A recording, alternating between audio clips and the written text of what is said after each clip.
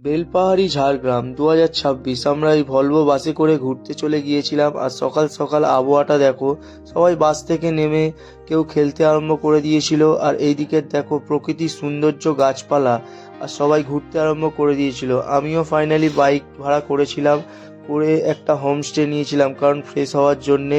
সেটা হচ্ছে উমল হোমস্টে বলে। এখানে হচ্ছে হোমস্টে, খুবই কম খরচায় হোমস্টে পাবে আর খুবই সুন্দর। পায়খানা বাথরুম থেকে বলো, গেস্ট হাউসটা এত সুন্দর, দারুণ।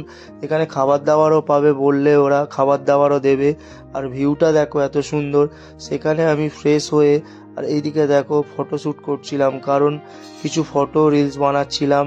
আর হোমস্টেটা এত সুন্দর, দারুণ, চারিদিকে মাটির কারুকার্য।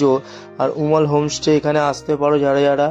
আর ওখান থেকে আমি বাইক নিয়ে বেরিয়ে পড়েছিলাম পাহাড়ের রাস্তা দেখব বলে, কারণ দুধারে গাছপালা ভর্তি আর পাহাড় পর্বতের মাঝখান দিয়ে রাস্তা। আর এইদিকে হচ্ছে দেখো হোমস্টেগুলো এত সুন্দর, মানে বলে বোঝানো যাবে না, মাটির বাড়ি এখানকারে।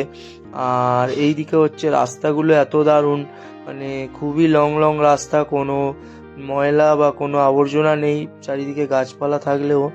এইদিকে দেখো আমি ফাইনালি ফ্রেশ হয়ে বেরিয়ে পড়েছিলাম পাহাড়ের দিকে আর ফটো তুলবো বলে। আর পাহাড়ের পাশেই দেখো ঝর্ণা, এদিকে ঝর্ণা বেয়ে বয়ে আসছে, এই জলে সবাই স্নান করছে। আমরাও চলে গিয়েছিলাম এই ঝর্ণার সামনে, কারণ এই জলটা ঝর্ণা বেয়ে আসে। আর এইদিকে দেখো জল আসছে, ঝর্ণার জল পুরো পরিষ্কার জল। আর পাহাড়ি মানে বুঝতে পারছো তো ঝর্ণার জল মানে কিরকম। আর এইদিকে দেখো আমরা ফটোশ্যুট করছিলাম আর ভিডিও করছিলাম কিছু, কারণ ব্লগ বানাবো বলে। আর এইদিকে এত সুন্দর প্রকৃতির সৌন্দর্য, পাহাড় কাটা কাটা, আর এইদিকে ঝর্ণার জল আসছিল। আর চারিদিকে লোক এখানে ফটো তুলতে আরম্ভ করেছিল, ভিউটা এত সুন্দর, দারুণ ছিল।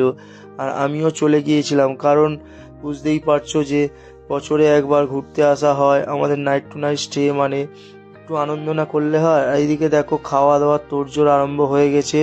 আর দুপুরবেলা খাওয়া দাওয়া, লাঞ্চে আমরা সবাই মিলে নিজেরাই সার্ভ করছিলাম খাবার দাবার। আর এইদিকে দেখো পাথরের জিনিস, পাহাড়ি এলাকা মানে বুঝতেই পারছো পাথরের জিনিস ছাড়া পাওয়া যায় না।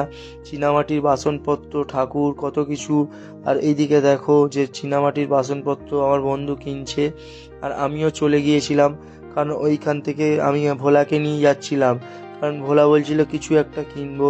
তো ফাইনালি ও গিয়ে একটা শিব ঠাকুর কিনলো, দুখানা শিব ঠাকুর কিনেছে। আর একজন ছিল রনটা, তাকে দেওয়ার জন্যে। আর সে শিব ঠাকুরটা নিয়ে হার হার মহাদেব বলতে বলতে দৌড়চ্ছে। সবাই একবার কমেন্টে হার হার মহাদেব বলো। আর এইদিকে দেখো গিয়েই দেখলাম ফেসবুক মিটআপের পিকনিক। এখানে যারা যারা ফেসবুক কন্টেন্ট ক্রিয়েটার আছে তাদের মিটআপের পিকনিক হচ্ছিল। ফাইনালি গিয়ে দেখলাম তাদের প্রোগ্রাম শুরু হয়ে গেছে, আর আমিও পৌঁছে গেলাম। আর এদিকে দেখো ড্যান্স করতে লেগেছিল আমার কাকা, কারণ পিকনিক মানে নাচ না হলে হয়। আর এদিকে দেখো আনন্দ করতে করতে আমরা খাবার দিচ্ছিলাম সবাই। আর এদিকে দেখো নাচ গানও চলছিল। আর ফাইনালি খাবার দাবার তোড়জোড় চলছিল, কারণ দুপুরে লাঞ্চ তো দিতে হবে।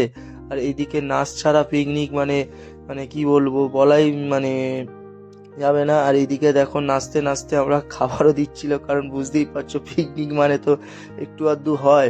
আর এদিকে সব নাচা গানা হচ্ছিল। আর ফাইনালি বন্ধুরা মিলে খুবই এনজয় করেছি, কারণ নাইট টু নাইট ট্যুর। আর এইদিকে দেখো ভোলা গাড়ি চড়বে চড়বে করে কাঁদছিল, আর ভোলাকে নিয়ে চলে গিয়েছিলাম গাড়ি চড়াতে। এইদিকে দেখো কি আনন্দে 4 চাকা গাড়ি চালাচ্ছে, ভাবছিল সে নিজেই চালাচ্ছে, কিন্তু দেখো ব্যাটারির সাহায্যে গাড়ি, খুব দারুণ, খুব আনন্দ পেয়েছে।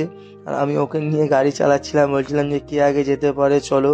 আর এইভাবেই দেখো আমাদের যাত্রাটা শুরু হলো। ভিডিওটি ভালো লাগলে সবাই লাইক, শেয়ার, ফলো করো, আর সবাই শেয়ার করো। আর পরের মিনি ব্লগটি তোমাদের সামনে আমি আনতে চলেছি। Tata, bye bye.